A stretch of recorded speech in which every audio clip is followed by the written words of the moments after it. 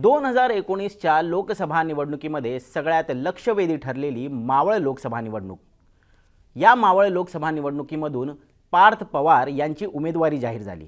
पार्थ पवार म्हणजेच अजित पवार यांचे सुपुत्र आणि शरद पवार यांचे नातू। मात्र सगळ्यांच्या भुवया तेव्हा उंचावल्या ज्यावेळेस पार्थ पवार यांची उमेदवारी जाहीर झाल्यावर शरद पवारांनी माढ्यामधून आपली उमेदवारी जाहीर झाली होती ती माघारी घेतली। त्याचं कारणही त्यांनी तसं सांगितलं। त्यांचं म्हणणं होतं की आत्तापर्यंत मी 14 निवडणुका जिंकलेल्या आहेत आणि त्यामुळे एखादी निवडणूक हरेन अशी चिंता अजिबात मनात नाही आहे, तसं कोणी समजू नये। परंतु एका कुटुंबातून आम्ही 3 जण निवडणूक लढणं मला योग्य वाटत नाही। शरद पवारांनी जरी हे कारण दिलेलं असलं तरी आत्तापर्यंत चर्चेला उधाण आलेलं होतं। निश्चितपणे लोक म्हणत होती की शरद पवार हे कुठेतरी पार्थ पवार यांच्या उमेदवारीवरून नाराज झालेले आहेत आणि पहिल्यांदाच पवार कुटुंबियांमधले मतभेद हे चव्हाट्यावरती आलेले होते। अर्थात याच मावळ लोकसभा निवडणुकीत 2024 साली कशा पद्धतीनं निवडणूक लढली जाणार आहे, ह्या मावळ लोकसभा निवडणुकीचा इतिहास काय आहे, नेमकी तिथली राजकीय गणितं काय आहेत, हे आम्ही तुम्हाला आज सांगणार आहोत। नमस्कार, मी ऋत्विक भालेकर, स्वागत आहे आपलं मुंबई तकमध्ये।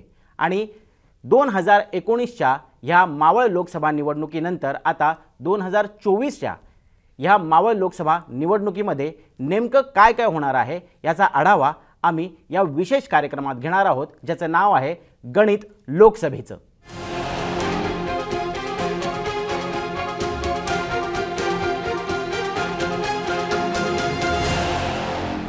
तर सर्वप्रथम आपण मावळ लोकसभा मतदारसंघाचा नेमका इतिहास काय आहे यावरती एक नजर टाकूयात। 2008 साली मावळ लोकसभा मतदारसंघाची निर्मिती झाली।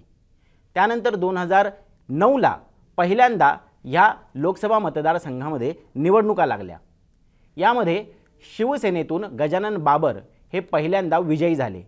50% जास्त मतदान घेऊन ते मोठ्या फरकाने या ठिकाणी विजयी झाले। त्यांना लढत देण्यासाठी राष्ट्रवादी काँग्रेस मैदानात होती। मात्र 2014ला ज्यावेळेस मोदींची लाट होती त्यावेळेस श्रीरंग बारणे हे शिवसेनेतून उमेदवार जाहीर झाले। मोदींच्या लाटेत आणि अर्थात श्रीरंग बारणे हे तिथले स्थानिक असल्यामुळे, तिकडचे गावकरी असल्यामुळे त्यांना मोठा प्रतिसाद मिळाला आणि त्यांनीही मोठ्या मताधिक्याने म्हणजेच 43% मतदान घेऊन या ठिकाणी 2014 साली विजय मिळवला। अर्थात शिवसेना आणि भाजप दोघेही 2014ला एकत्रित लढत होते आणि त्यामुळे पुन्हा एकदा शिवसेनेने आपलं वर्चस्व या लोकसभा मतदारसंघावरती कायम ठेवलं। पुन्हा 2019ला श्रीरंग बारणे हे मोठ्या फरकाने विजयी झाले। अर्थात यावेळी सुद्धा भाजपसोबतच शिवसेनेने युतीत ही निवडणूक लढलेली होती, परंतु त्यांच्या समोर राष्ट्रवादीने सुद्धा कडवं आव्हान दिलेलं होतं। त्याचबरोबर शेकाप जो पक्ष आहे त्याचंही या पट्ट्यामध्ये बऱ्यापैकी वर्चस्व आहे। मात्र आता परिस्थिती वेगळी आहे। शिवसेनेमध्ये फूट पडलेली आहे। श्रीरंग बारणे हे आता एकनाथ शिंदे यांच्यासोबत आहेत। त्यामुळे आता उद्धव गटाकडून या ठिकाणी उमेदवार कोण असणार याकडे सर्वांच्या नजरा लागलेल्या आहेत।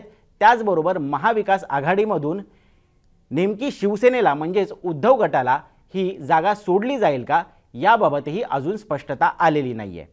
2024 मध्ये मावळ लोकसभा मतदारसंघामध्ये नेमकी राजकीय परिस्थिती काय असणार आहे हे समजून घेण्यासाठी आधी या लोकसभा मतदारसंघाच्या भौगोलिक परिस्थितीकडे एक नजर टाकणं गरजेचं आहे। मावळ लोकसभा मतदारसंघ हा 2 वेगवेगळ्या जिल्ह्यांमध्ये विभागला गेलेला आहे। यामध्ये प्रामुख्याने पुणे जिल्हे आणि रायगड जिल्ह्यामध्ये 3-3 प्रत्येकी असे विधानसभा मतदारसंघ आहेत। पुण्यात मावळ, चिंचवड आणि पिंपरी असे 3 विधानसभा मतदारसंघ येतात। तर रायगडमध्ये उरण, कर्जत आणि पनवेल हे उर्वरित 3 विधानसभा मतदारसंघ येतात। पक्षाची ताकद जर बघायची झाली तर मावळमध्ये राष्ट्रवादी काँग्रेसचे सुनील शेळके निवडून आलेले आहेत।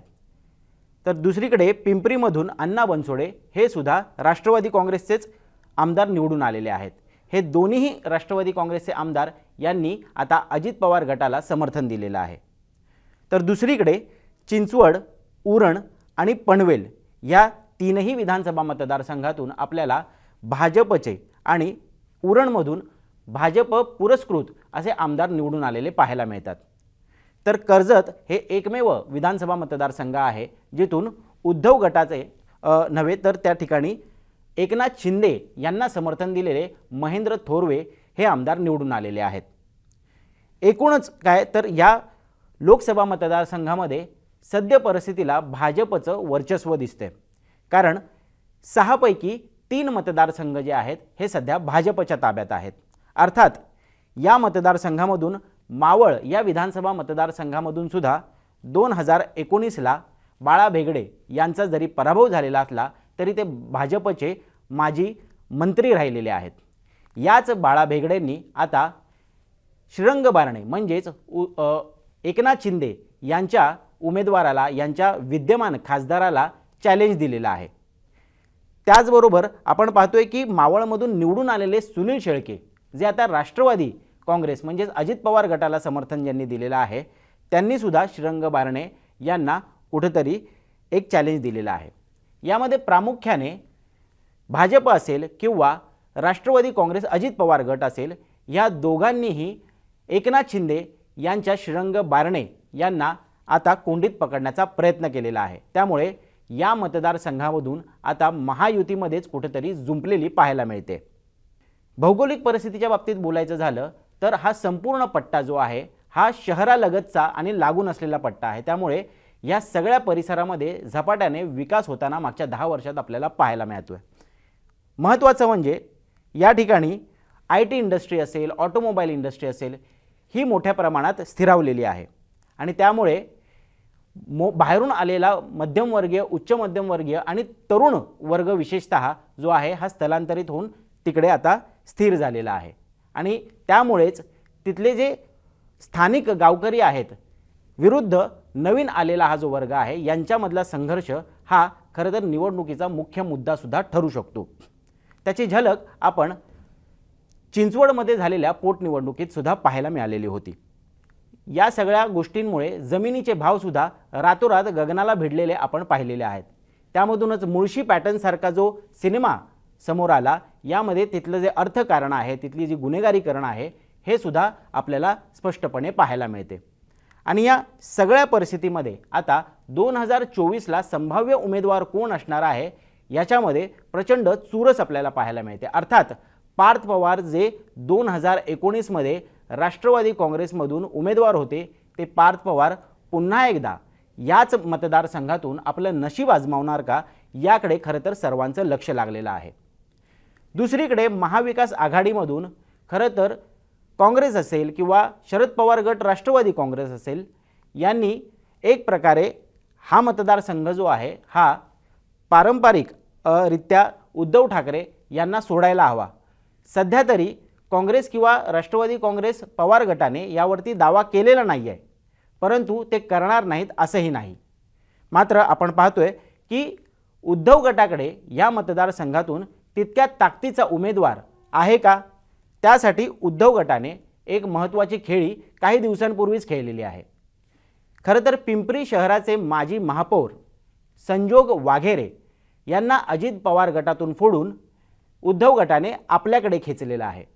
सचिन आहिर जे उद्धव गटाचे या ठिकाणचे संपर्क प्रमुख आहेत, यांच्या पुढाकाराने संजोग वाघेरे यांनी आता उद्धव गटामध्ये प्रवेश केलेला आहे आणि त्यांना या लोकसभा मतदारसंघासाठी एक महत्त्वाची जबाबदारी सुद्धा देण्यात आलेली आहे।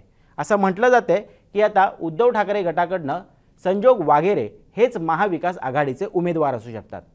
उद्धव गटाकडून मावळ लोकसभा मतदारसंघासाठी तयारी ही जोरदार सुरू झालेली आहे। संजय राऊत हे सुद्धा या ठिकाणचे संपर्क नेते आहेत आणि त्यामुळे संजय राऊत असतील, स्वतः आदित्य ठाकरे असतील, यांचे दौरे सध्या मावळच्या वेगवेगळ्या भागामध्ये वाढलेले दिसत आहेत।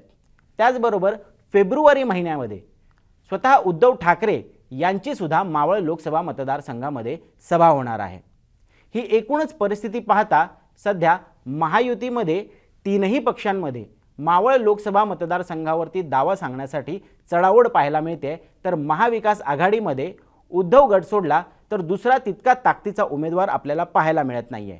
त्यामुळे येत्या काळात ज्या वेळेस निवडणुका जाहीर होतील आणि अर्थात ज्यावेळेस खऱ्या अर्थाने जेव्हा कुठले दोन पक्ष हे आमनेसामने उभे ठाकणार आहेत हे स्पष्ट होईल, त्याच वेळेस आपल्याला लक्षात येईल की मावळ लोकसभा मतदारसंघ जितका 2019ला चर्चेत होता तितकाच तो 2024ला सुद्धा राहणार का हे पाहणं महत्त्वाचं ठरणार आहे.